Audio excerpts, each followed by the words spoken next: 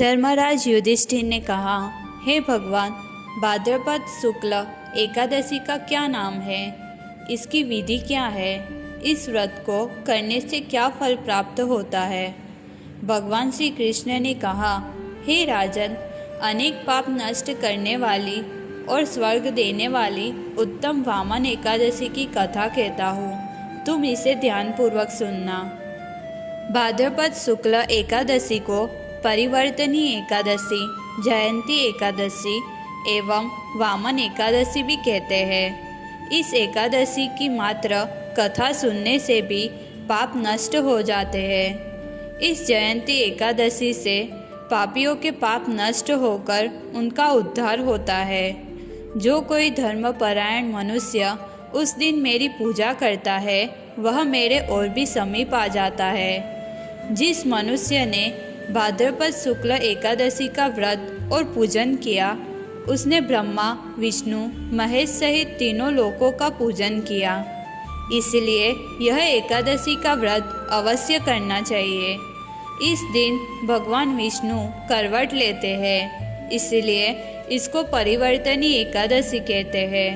यह सुनकर युधिष्ठिर ने कहा, हे प्रभु, मुझे संदेह हो रहा है कि आप किस प्रकार सोते हैं और करवट लेते हैं तथा किस तरह राजा बलि को बांधा और वामन रूप में क्या क्या लीलाएं की। चतुर्मास के व्रत की विधि क्या है तथा आपके शयन करने पर मनुष्य का क्या कर्तव्य है, यह सब आप मुझे विस्तार से बताइए।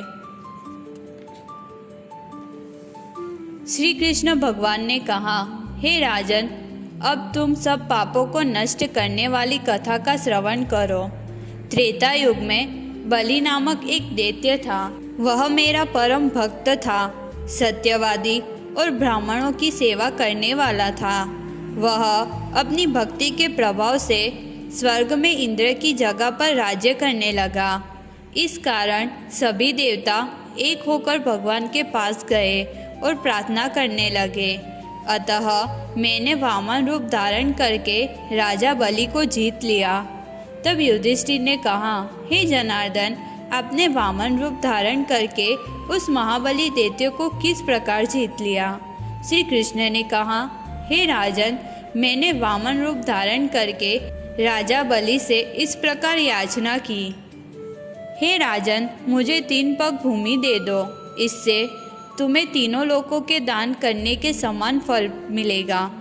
राजा बलि ने इसे तुच्छ यातना समझकर 3 पग भूमि देने का संकल्प दिया और मैंने अपने त्रिविक्रम रूप को बढ़ाकर भूलोक में पद, भुवोलोक में जंगा, स्वर्गलोक में कमर, महलोक में पेट, जनलोक में हृदय, यमलोक में कंठ की स्थापना कर सत्यलोक में मुख, उसके ऊपर मस्तक स्थापित किया। तब सूर्य, नक्षत्र, इंद्र तथा अन्य देवता मेरी स्तुति करने लगे। उस समय मैंने राजा बलि का हाथ पकड़कर कहा कि राजन, एक पद से पृथ्वी, दूसरे पक्ष से स्वर्गलोक पूर्ण हो गए, अब तीसरा कहाँ रखूं? यह सुनकर राजा बलि ने अपना मस्तक झुकाया और मैंने अपना पैर उसके मस्तक पर रख दिया, जिससे मेरा वह भक्त पाताल को चला गया। फिर उसकी विनती और नम्रता को देखकर मैंने कहा कि हे बलि, मैं सदैव तुम्हारे निकट ही रहूँगा।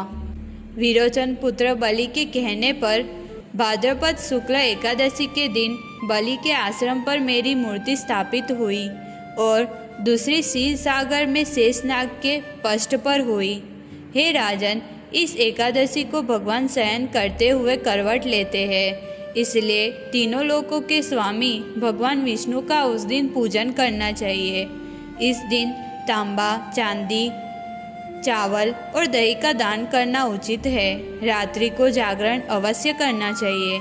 जो विधि पूर्वक इस एकादशी का व्रत करते हैं, वे सब पापों से मुक्त होकर स्वर्ग में जाते हैं।